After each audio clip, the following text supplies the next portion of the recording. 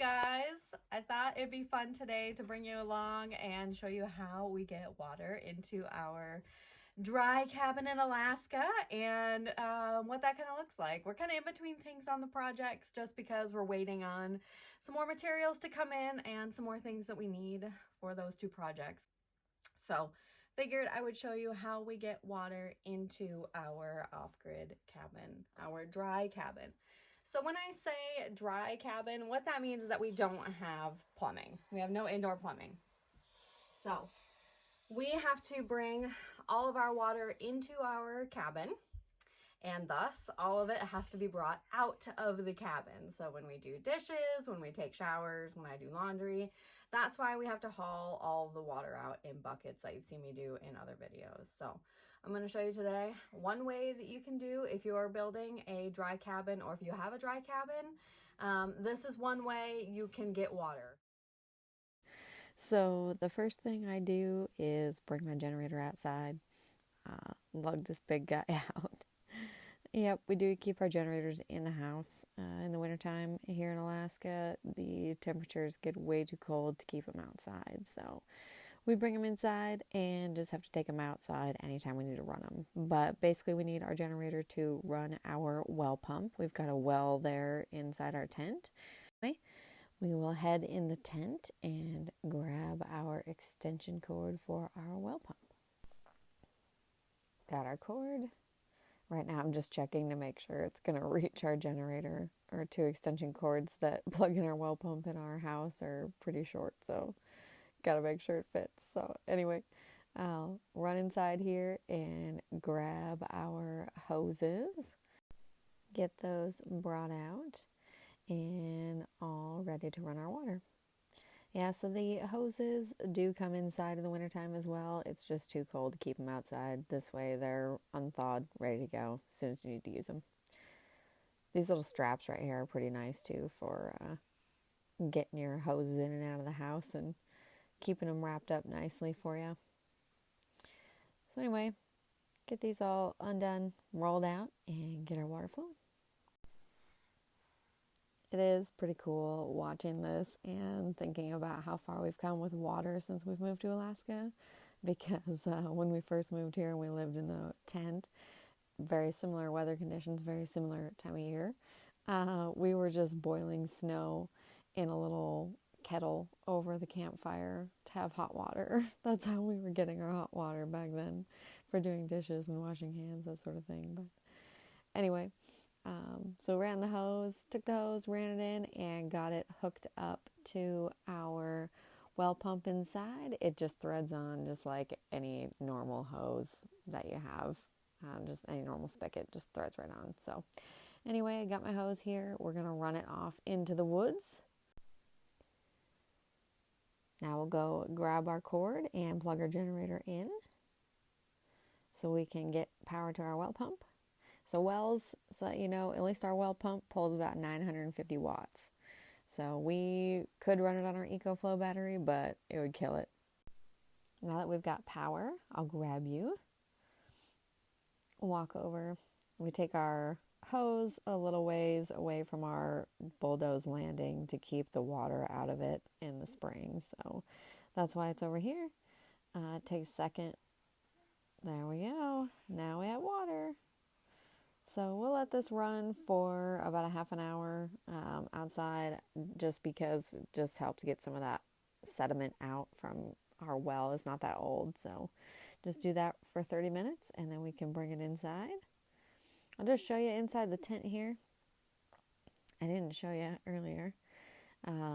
So that's our well pump right there. That's the well casing that they put in. It's drilled down. We are 160 feet deep here at our well. Actually, I think it was 165. Okay, so now that we're back inside, we've got our window here. This is where our hose will come through. You can see the little cutout of our screen that Justin made as well, so we could get the hose in and out in the summertime too. So that's where our hose will come in. Typically, when it's really cold out, I need to sit here and scrape ice and use a hair dryer. Typically, I'll have the hair dryer on the window while the generator's running the pump for this half an hour to kind of clear all the ice out. When it's really cold, like when it hits -50, you pretty much have to run the hairdryer on the window for like an hour and scrape the ice to get the window to open, but you can do it on really old double pane windows. You can do it. So anyway, that's what we're gonna do. So now I'm gonna run out here and grab our hose, get that brought in the house. First we need to unplug our generator here, get our well pump shut off. There we go. All right, let's get this done. Get it brought in that window right there.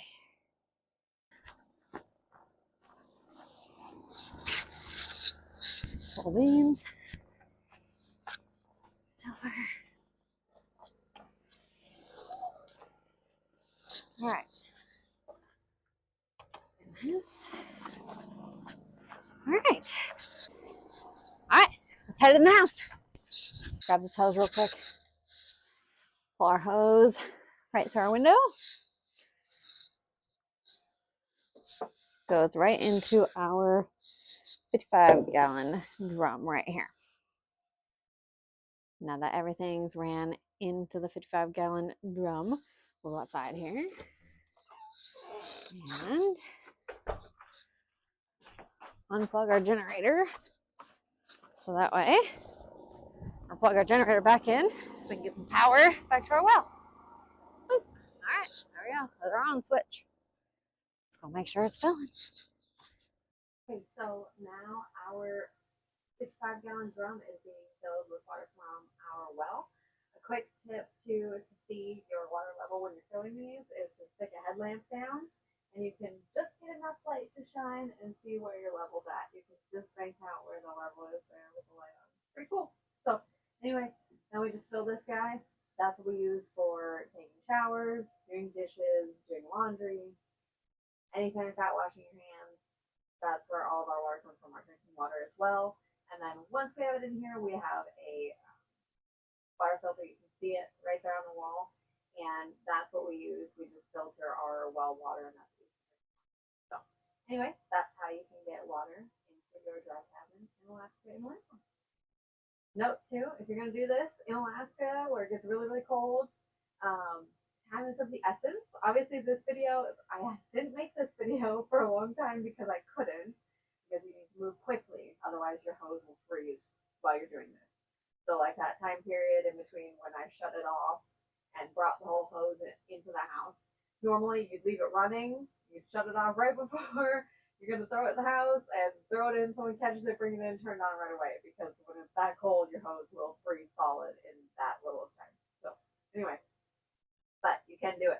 We've done it at -50, so doable. All right, so we got our generator shut off, so our well pump is no longer running. So now we can grab our hose out of here. The hose leaks a little bit of water, so just know you might get a little bit of water on your floor. The hose. Hose, do you hear it? You hear the well sucking the water in? All right, let's put it outside. It needs to go back outside. Close your window. Now done. Now we gotta go out there and we gotta roll up all the hoses and go put our extension cord away and bring our generator back inside. And now we're done doing water. Okay, now we're back outside and we need to get our hose drained. So I'm gonna go in here and get our hose disconnected from our well pump. Trying out a new microphone. Sorry if my volume is kind of weird. All right, so a trick I learned to drain hoses, just something I did all the time when I lived in Montana, had horses, had to drain your hoses in the wintertime. So make sure both ends are disconnected from your well pump, and you just go straight down the line like this, and it'll all come out the other side. I used to walk it like straight in line, and you can do it that way too. This way will get your water out though too. Trust me, I do it every day almost, it seems like. Yeah, it's spraying out of there right now. So Look at that. Cool. So the reason you do that is even though we store them inside, you still don't want a bunch of water in these hoses in the wintertime, just because if you bring it outside when it's super cold like that and there's any water in there, your hose is going to freeze like immediately. So either way, drain it, get it rolled back up, and we'll get it put away. Brought it back in the house. Not very long now, and we won't have to do this. Bring it in the house anymore. I can't wait. Winter lasts a long time in Alaska, my friends. A long time. I feel like I've seen snow forever.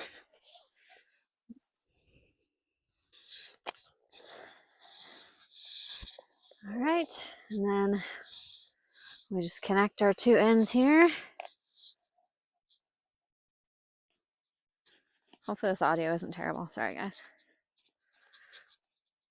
We just connect our two ends. There we go. Go grab these little strap things. I wish I had these in Montana because I was using way more hoses back then than I am now, but these little just like Velcro straps with little carabiners on them. It's called, what's it called? Wrap It. It's nice. Just to keep your hoses together and looking good, especially when they're like the centerpiece decoration of your house.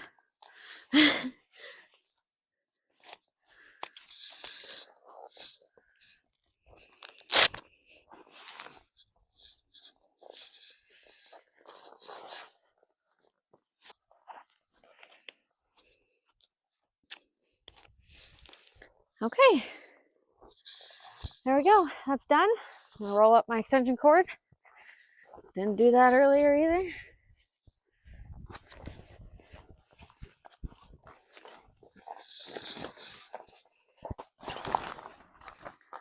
All right.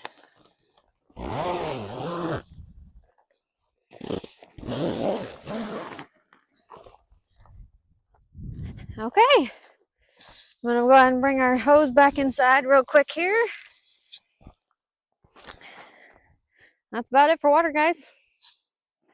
Got to bring my generator back in and whatnot, but pretty much can get the gist at this point. So anyway, thanks for watching, guys. Till next time, catch you on the flip side.